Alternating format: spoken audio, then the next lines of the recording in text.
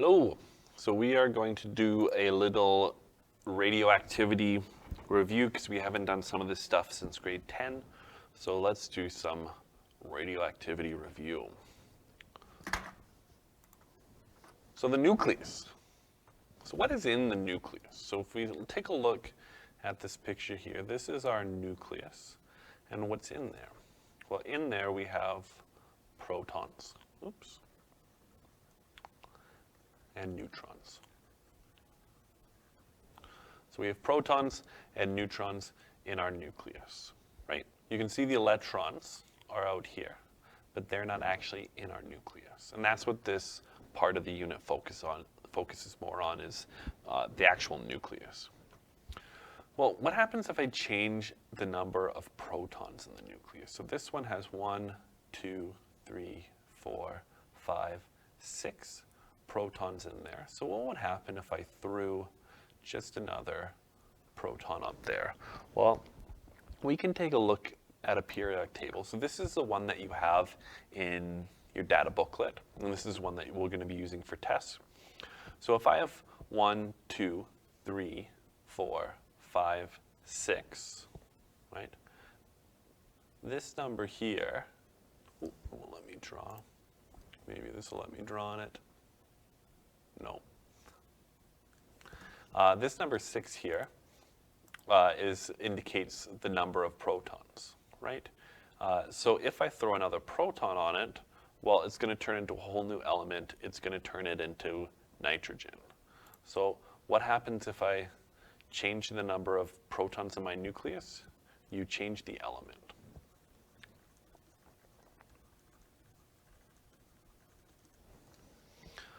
Well, then what happens if I change the number of neutrons? So let's get rid of this extra proton. What happens if I throw another, where's a nice green? There's a nice green. What happens if I throw an extra neutron on there? Well, protons and neutrons, they make up the mass of the atom. They make up most of the mass with that nucleus, right? We learned that electrons are quite light. So this would have a mass of, so we have 1, 2, 3, 4, 5, 6 protons. So it's got 6 protons. And it has 1, 2, 3, 4, 5. 1, 2, 3, 4, 5. Well, I can only see 5 right here.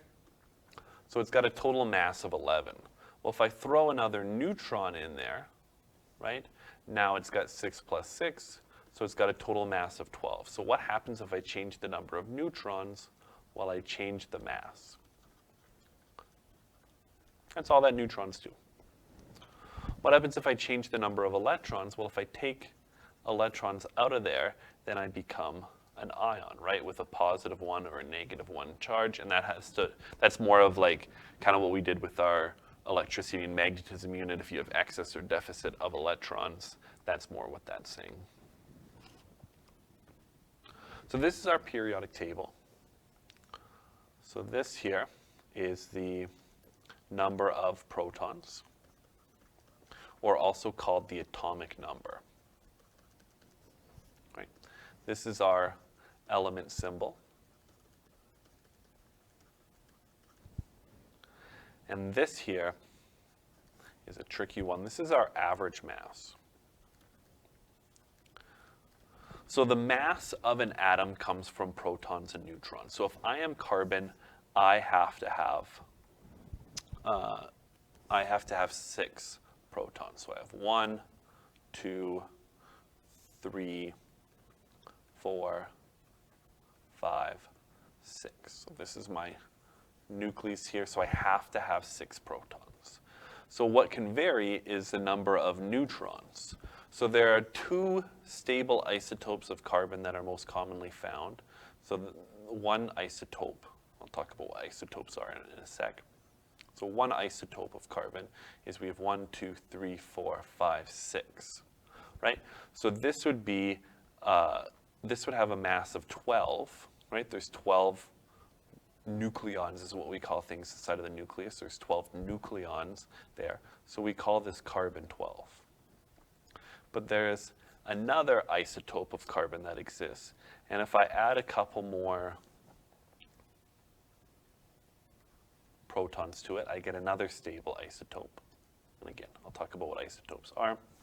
So this is carbon 14, right? These are the two most common forms of carbon. So I either have a mass of 12 or I have a mass of 14. What I never have a mass of is I never have a mass of 12.01, but that's my average mass. And that's because if I have 12 and 12 and 12 and 12 and 12 and 12 and 12 and 12 and 12, and then I have 14, right? And I find, well, if those are all my atoms, what's my average mass? So I have, oops. So how many 12s do I have? I have 1, 2, 3, 4, 5, 6, 7, 8, 9. So I have 9 12s, and I have a 14. So to find my average, I just divide it by the total number of atoms I have. So I have 1, 2, 3, 4, 5, 6, 7, 8, 9, 10. Okay. And if this was my sample of atoms, I would have an average mass of 12.2. Great. Does any of them weigh 12.2? No. They either are 14 or 12, but the average is 12.2. So that's what this number is saying here. And what this tells us is that 12 is more likely than 14. The closer this number is to, well, it's closer to 12, that means that most of them are 12. And the reason why it's just a little bit more than 12 is because 1 in every 100, 1 in every 1,000, 1 in every 10,000, I don't know what the exact number is 14. And that's what bumps this average mass up a little bit, right? If we look at an atom that doesn't have the 0.01 like oxygen here, so this tells us that most common isotope, the most common type of oxygen is oxygen 16, and really there's no other ones that are common enough to bump it up a little bit. Same with fluorine, right? But with nitrogen, well, the most common one is 14. It's a little bit above, so maybe there's 15 or 16 out there that bumps that average up a little bit.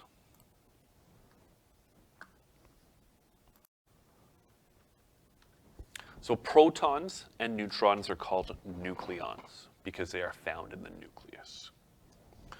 Nucleons make up almost all the mass of the atom, right? So when we're talking about the mass being 12, 14, we just focus on those nucleons, protons and neutrons. So those nucleons are found in the nucleus, and atomic mass units are a measure of the mass of a nucleon. So atomic mass unit has its U, sometimes it's kind of like mu-ish symbol.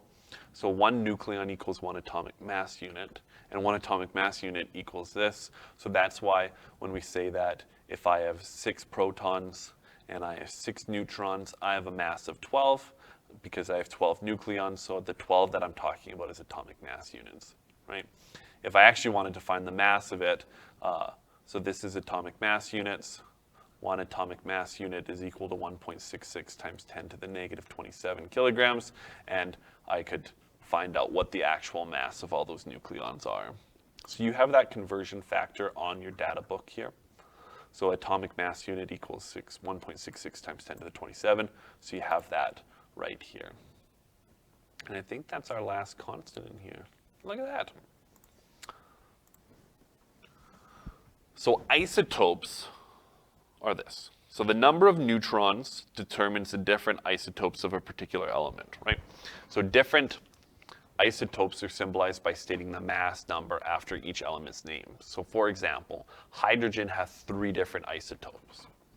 There is hydrogen 1, which has 0 neutrons. And you have to remember that hydrogen has 1 proton, right? If we look it up in the periodic table, we have 1 proton. So if we have 0 neutrons, then we would just have a mass of 1. We can have hydrogen 2, right? Hydrogen has to have 1 proton. If I have 1 neutron, then I have a mass of 2. And then we have hydrogen 3. Again, hydrogen can only have 1 proton. So if I have 2 neutrons, then I get a total mass of 3. Right? Mass of 1, mass of 2, mass of 3, but all of them have 1 proton. So they are different isotopes because they are the same element, but they just have a different mass, different number of neutrons. So the most common isotope of hydrogen is hydrogen 1, right? And that's why it has a mass of 1.01. But a few atoms of hydrogen 2 will appear in every sample, and that's why it's a little bit more. The third isotope, hydrogen 3, is man-made. It's unstable, it's radioactive. It doesn't have a long enough, it doesn't last long enough to actually exist in real life, so you have to make it in a lab. So the relative percent composition of isotopes when multiplied by their individual masses gives an average atomic mass. So I'll explain what that means when I do this example here. So this is a hypothetical sample of 1,000 atoms. This can't actually exist because there's hydrogen 3, but I'll just show you how this works. So 99.4% of it is hydrogen 1, and that'll have a mass of 1, right? I'm going to multiply that by 0.994. And then if I have a mass of 2, well, I have 4 atoms, which is 0.4%. So I'll multiply that by the decimal form of that fraction. So that would be 0.004. And then hydrogen 3 is 0.2%, so that'd be 0.002. Right? If I type that into my calculator, I can find out the mass of that. So if I go 1 times 0.994, and then I add that to 2 times 0.004, and I add that to 3, put that in brackets, 3 times 0.002. I can find my average mass from that, so my average mass is 1.008, right? And this is 1 gram, 2 grams, 3 grams, so that would be my average mass.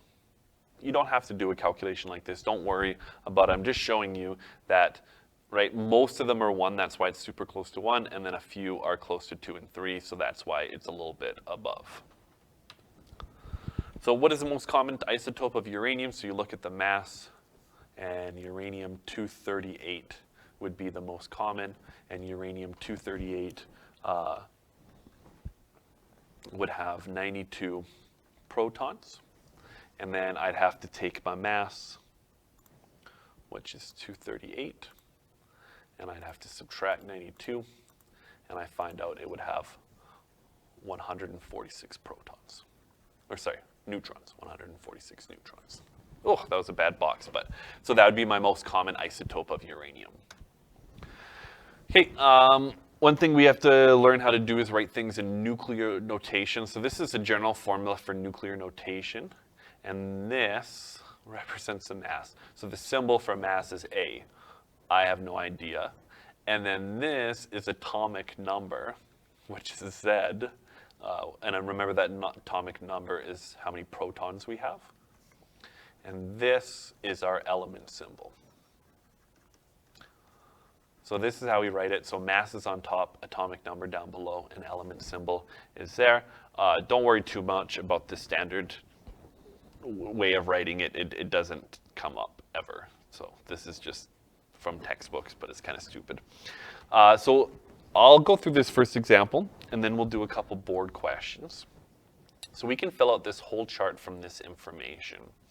So my element is potassium, and they told me that my potassium is 21 neutrons. So I need to look on my periodic table, and I need to go to this here. So what I can tell from this table is that potassium, oh yeah, I can't write on it. Potassium has a symbol K, and it has 19 protons. This number down here is not helpful. That's just the average mass. That won't help me. So it's got 19 protons, and the symbol is K. So I can use both of those. Oops. So it's got 19 protons, and from that, I can figure out my mass, right? Because my mass comes from both of these. So 19 plus 21 is going to give me 40. Atomic number is also the number of protons. And our electrons always equals our protons unless it's an ion. So it's just going to be 19 as well. So we could figure all that out from the periodic table. So just calling it potassium is not enough because there's lots of different isotopes of potassium. This is specifically potassium with a mass of 40. And then if I'm going to write it in chemical or nuclear notation, right, it has a symbol of K. My top number is my mass number, and then 19 is my number of protons. So if I'm trying to figure out the neutrons from this, or if I'm trying to figure out who's on top, who's on the bottom, I always set it up like elementary subtraction, right? Elementary subtraction, you always have the bigger number on top, the smaller number on the bottom, because if I want to figure out neutrons, then I just would subtract it, and I'd end up getting 21. And you can only get that if the bigger number is on top, smaller number on the bottom. Okay, so it doesn't tell you neutrons, but if you subtract it, you can find neutrons. So what I want you to do is we have a board question, give it a go, see if you can do it, and we have 2 board questions. Okay, so try this one, watch me go through it, pause the video. Okay, so B, I'd look it up. It tells me that B is boron. And boron with a mass of 11, because that top number is a mass, and I know my mass number. My atomic number is the bottom number. That's also my number of protons. If I want to figure out my number of neutrons, I would just subtract them. 11 minus 5 is 6, so I must have 6 neutrons. And my atomic number in protons is going to equal my electrons, because these aren't ions, so that's going to be 5. Okay, second example, pause it, see if you can do it, and that's all. So 47 gives me my number of protons, so I'll have to look up what element has 47 protons. Oh, looks like silver. So silver is 47. So I know that this is silver. Okay. And I can find my mass by adding these up. 47 plus 60 is 107. Atomic number is same as number of protons, same as number of electrons. Now I figured out my mass, I can call it silver 107. Silver had that symbol of Ag. Top number is my mass, bottom number is my atomic number, and that's how I would do it. Okay? So just nuclear notation questions in the homework. It'll take you 3 minutes to do it, and let me know if you have questions.